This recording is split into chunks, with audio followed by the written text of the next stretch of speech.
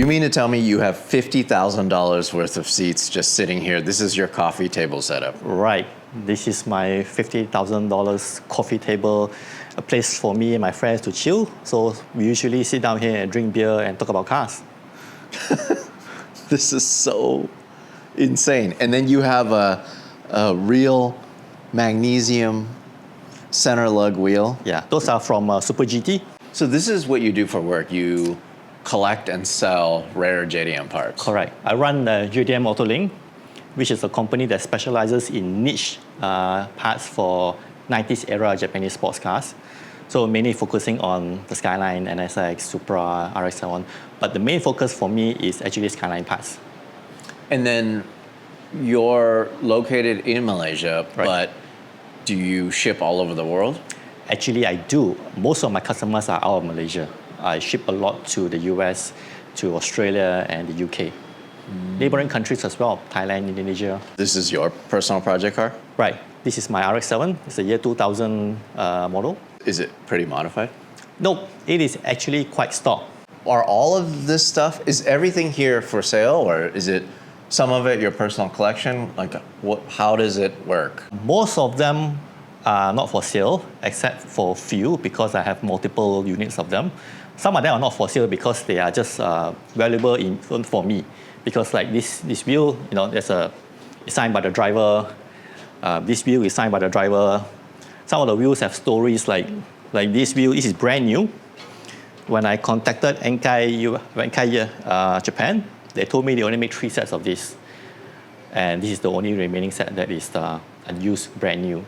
So stuff like this, I might want to keep instead of selling them. Of course, every JDM collection has to have a moto compo. And the modern version. Oh, you have the modern compacto, version too. yeah. Ah. So tell me about this area here. What do you keep here? Most of the parts in this area are for Skylines, various generations from Hakko until R34s. And all of this stuff is listed online or your Instagram? Yeah, most of them are on my Instagram or my webpage. How long have you been collecting parts and selling parts? I've been doing this for 14 years. I'm assuming that you're getting more and more busy recently because these are going up in price more and more and more and more. Yeah, but actually there's a shift in the market. From my perspective, is a lot of new owners right now. They are not so much into modifying the cars. They are restoring the cars. So what I'm busy with nowadays are restoration works. Sourcing original rubber trims, plastic trims to replace the aged ones. Yeah. Right, like that rear diffuser that I see just on the wall. Yeah. That's a V-spec rear Correct. diffuser. Yeah, right? I got a brand new RB26 engine there. Brand new. Yeah, it's just right there. Just waiting for its new owner. Yeah, I had a 13B engine here, brand new, but that was sold recently. Yeah. What's in this box? This box originally houses the seats for the R35, the Nismo version, carbon back version. Yeah, so I've sold the seats, but I kept the box. The box is really neat. What's the story with these? Every time we go to a JDM collection, we see these lit up ice creams. What's the story behind these? These are soft serve ice cream. If you go to Japan, you see them on the storefront of every shop that sells soft serve. So basically it's split into 2 brands. This is Nisei, and the other one unit over there, that is Tommy. So it's kind of a must-have, like you mentioned, to have it displayed in the man cave if you're into JDM cars. It just makes up the atmosphere. It looks like you have a collection of race suits here. What's the story behind these? This one is from Nismo GT Academy. And the Honda NSX. So you collect these I race collect suits? these, yeah. I don't sell them, I just collect them. These are actual driver suits. This is from the Jim Gaynor team, which races a Ferrari in the Super GT. Actual driver suit as well, from the famous SO Ultraflow Supra. Yeah. Also back steam. How do you find these? Oh, got to find them in Japan, man. You got to have the right connection in Japan to source for all these things. That is really neat. You have an interesting brake. I wouldn't even know what to call it. This is like a display, I guess, of all these brake things. What are those huge ones over there? The one right at the back is from a company in Japan called Franny One. They are no longer in existence. They are huge. The front and rear is 6-port, and the rotors are 480 millimeters. What are these for? It's more for the VIP tuning scene. So, big SUVs with huge 24-inch wheels, so they need this kind of brake to fill out the gaps. But so many different brake setups, all for sale. They're all these for sale, ones. yes. Yeah. Those are the, what, R35? R35 brake kit, yeah. And I make these adapter kits for R35 brakes to suit for 32, 33, 34 fitment, plug and play fitment. Wait, but these work for 32, 33, and 34? 34, yeah. All of them? All of them. One thing I really wanted to know about is your R35 brake setup. So you make these for people to be able to upgrade their brakes on their 32, 33, 34. That's right. These are custom design. They are made from high quality T66061 aluminum, lightweight. You can see they are cut off here to reduce weight without affecting the strength. So the kit comes with the front adapters for the front calipers, the rear adapters for the rear calipers, all the required bolts for front and rear, and also the ring for you to insert into the R35 rear rotor for your handbrake to work. Okay, because the R35 has an electronic e-brake. Yeah. And it doesn't have like that kind of mechanism. Correct. Like a drum brake. Correct. Yes. So then that turns it into something that you can run on the 32, 33, Right. and 34. Correct. This reduces the size of the ring on the R35 rear rotors, and it suits the size of the original drum brakes. So when you pull the handbrake, it works just like normal. And then, so does that work on both versions of the R35 brake systems? It works on both the CBA R35 brakes and also the DBA R35 brakes. Both of them works, as long as you don't mix and match front and rear calipers. When I started to do this, I had a 34 and I wanted to upgrade my brakes, but there is no product in the market for this. So I got it designed, I got it made, and this is my design for my own car. So then I thought, if I can do it for my own car, why not offer it to the masses? And that's when I started to produce more and more of this. I started selling a lot of this mainly to end users and also to workshops around the world. Yeah, because one of the things that you're doing also is you're sourcing these R35 brakes from the first generation and second generation for people to upgrade their vehicles. Right. But then it's not a bolt-on solution. Yes. Unless you have something like Unless you this. have the adapters, correct. Got it. Okay, so then when you say bolt-on, how bolt-on are we talking about? What else do you have to change? Like, let's say on the 34, what else do you have to change? If you're running it on the 32, I will recommend you to change to the 34 brake master cylinder, the BM54. It's a bigger master cylinder. It helps a lot. If you're running on the 33 and 34, that is perfectly fine. You do not have to change anything. What do you mean? Like, the lines still work? The line still works. If you're already running aftermarket lines, for example, if you're running these more steel braided lines, the hoses works. You don't have to change it. How is that even possible? The threading, everything is the same? It's the same. It's almost like they designed it to work. Probably they had it, I don't know, they're thinking long term.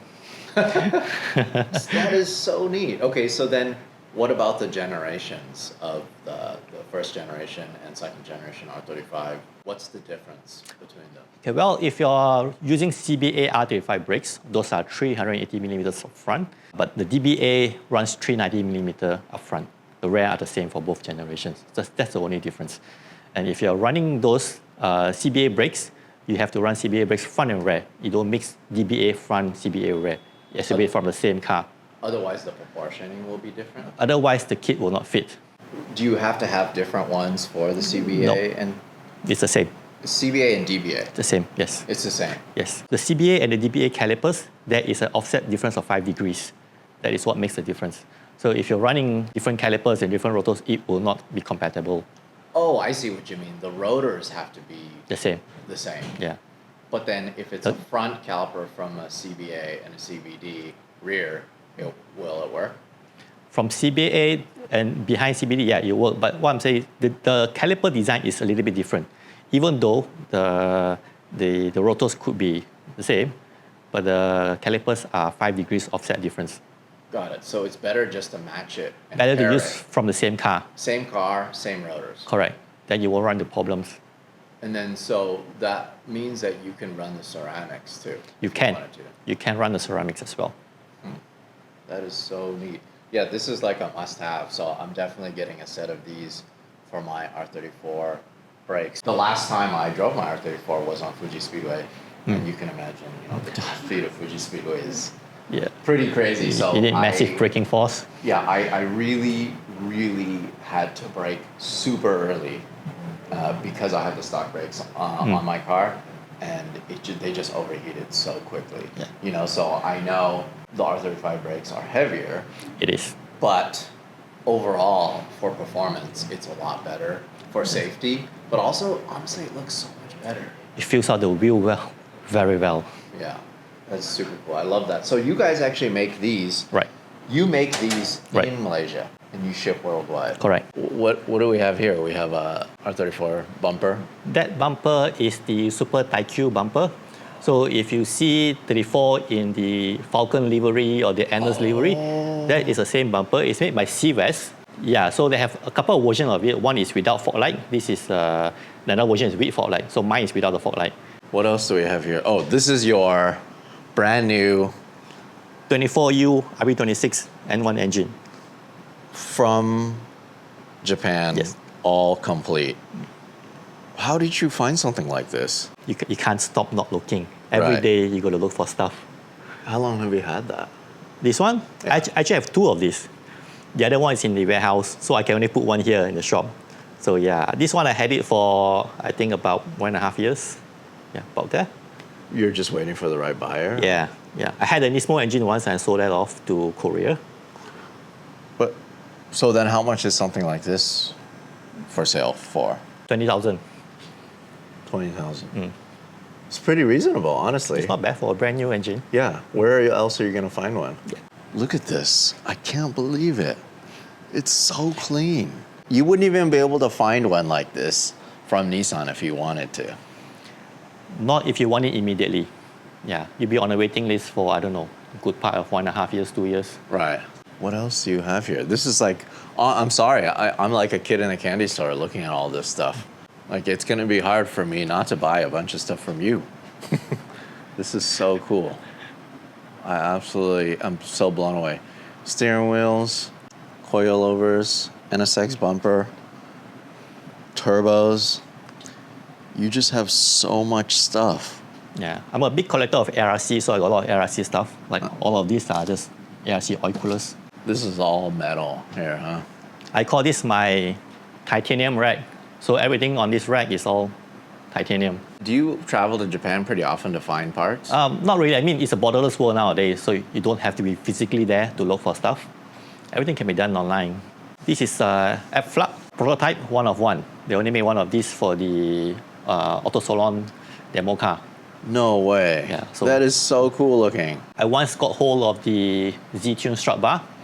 They're supposed to make 20, but they made 19. So it took me years to convince my contact in Japan to talk to the Nismo board of directors to sell the one that they didn't use. So when I finally got it, I kept it for a while, but regretfully I sold it off now. Yeah, that's rare. I can't get those anymore. Is that one for sale? It is How much are you selling that one for? 2,100. 2,100. Yeah. All of these parts are pretty reasonable in today's prices because of the fact that these cars are worth so much now. Yeah. Like just the regular Nismo titanium strut bar is what, $1,200, $1,400, Are you collecting a lot of these rear diffusers then? Because I know these. I have two left, one up there and one in the box. Oh, this one's a new one? It's used as well. Okay. Yeah, and 34 GTR bumpers, front and rear, original aluminum hoods, 34 GTR fenders, rear seats. So you could pretty much restore a whole R34 from all the parts that you have here. Pretty much. All of these are 34 GTR carpets, the floor mats, yeah, the whole lot of them. What about this? This is like a wall of brand new boxes. What is all this stuff? The one at the back are actually my wheels. Some of my extra wheels are there, especially those Super GT wheels. So they are at the back. Then the front, some of them are just empty boxes. Are these new valve covers? No, this is actually bugs. Oh, Yeah. that is so interesting. These are Nismo past catalogs from the 80s, early 90s to the 2000s. They are all different. They look the same, but they're all different. They are 2013, 14, 15, 16. And it goes until 2020. That's when they stopped producing hard copy. They went to PDF format after that. And these are the videotapes which they show in the showroom when the 34 GTI debut. So the dealers will actually show this on their TV. Yeah, Do you have a VHS player to play this stuff? I don't. That's cool that you have those Yeah, though. that's 33 and What a this is the cool collectible thing. the 34, the 33 one. Yeah, Wow. that's 34. That is awesome. I've never seen those before. New Skyline debut. Incredible. These are all the mirrors. These are all Ganador mirrors for various cars, from Skylines to Evos to Silvias. So cool to see all this stuff in one place. Is everything that you have listed, or do people have to call you and ask you if you have stuff? Most of the things I have are listed, but there are some smaller items which I did not list out. But majority is there. Majority is on my website. Are you pretty busy every day just shipping out stuff, dealing with customers? Actually, I was pretty busy during the pandemic time. After that, it kind of slowed down a little bit. Yeah. But during pandemic, I was busy packing every day. Because everyone was restoring their cars. Yeah, I got nothing to do. Yeah. They're all staying at home. And then this is not the only place then. You have a warehouse full of parts too. Just for bigger items like engines and all, engine Right. blocks. Yeah. But majority of the things are here. You're getting shipments of stuff all the time. Yes, I do. Every month I have a container in from Japan, and usually then there will be shipped out directly to the end users. Well, thanks for showing us this place. Thanks This for coming. place is so cool. I can't believe the collection of parts that you have here. I love it. Thank you. I appreciate it.